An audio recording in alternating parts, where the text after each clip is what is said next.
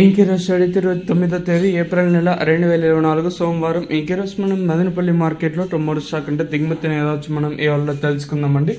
అంటే దిగుమతిని ఎండిపోయిన ఎక్కువగా వచ్చిందో లేదా తక్కువగా వచ్చిందో వీటన్ని ఏ వాళ్ళలో తెలుసుకుందామండి. తెలుసుకునే ముందు ఇంకా మన ఛానల్ సబ్స్క్రైబ్ చేసుకోవాలా, ఇంకెందుకు కలిసి ప్లీజ్ లైక్ ప్లస్ సబ్స్క్రైబ్ చేసుకోండి.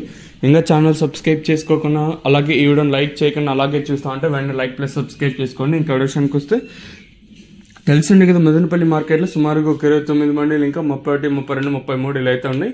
ప్రస్తుతానికి అయితే కేవలం కొన్ని మండీలకు మాత్రమే దిగుమతులు అయితే వస్తున్నాయి. దిగుమతుల గురించి మాట్లాడుకోవాల్సి వస్తే మదనపల్లి మార్కెట్లో కేవలం 25 కిలోల బాక్సులు ఇంకా 26 కిలోల బాక్సులు మాత్రమే ఉంటాయి. దిగుమతుల గురించి మాట్లాడుకోవాల్సి వస్తే మనం ముందుగా ఈ టీవీఎస్ మండి లైన్ చూసుకున్నట్టయితే నేడిపోయిన అంటే టీవీఎస్ మండి లైన్ మొత్తం చూసుకున్నట్టయితే ఒక 5 ఇంకా 10% వరకు అయితే దిగుమతి అయితే ప్రస్తుతానికి అయితే దిగుమతి అయితే తగ్గింది. ఈవెన్ మనకి ప్రజెంట్ టైం వచ్చేసి 6 గంటల 3 నిమిషాలు మాత్రమే అవుతుంది. కాబట్టి ఒకవేళ ఈ టైం తర్వాత ఏమన్నా దిగుమతి వస్తుందా లేదో చూడాలి. ఒక్కొక్కసారి మనకు 6 గంటల తర్వాత కూడా దిగుమతి వస్తుంది. సో ఆ మేరకు ఏమన్నా వస్తే మళ్ళీ దిగుమతి ఉల్టా అయిపోతుంది నేను చెప్పిన దానికంటే. సో ప్రస్తుతానికి అయితే టీవీఎస్ మండి లైన్ మొత్తం అంతా చూసుకున్నాను. నిన్నటితో పోల్చుకుంటే స్వల్పంగా దిగుమతి తగ్గింది.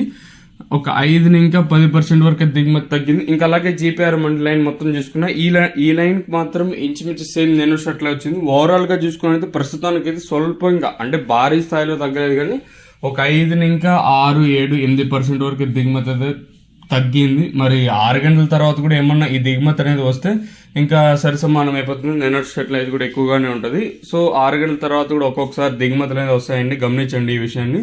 సో ప్రస్తుతానికి టైం వచ్చేసి 6 గంటల 4 నిమిషాలు అయితే అవుతుంది.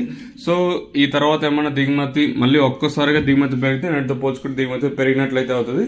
సో ప్రస్తుతానికి అయితే నేటితో పోల్చుకున్నట్టయితే ఒక 5 ఇంకా 6, 7, 8, 9% వరకు దిగుమతి తగ్గింది. మరి చూద్దాము ఈ ధరలు అనేది ఏ విధంగా వెళ్తే. అదొక్కటే ఒక టార్గెట్ అంటే 600 ఎప్పుడు వెళ్తుందో లేకపోతే చూడాలి. సో త్వరలో మనం 600 రీచ్ అవుతామని ఆ దేవునికి అయితే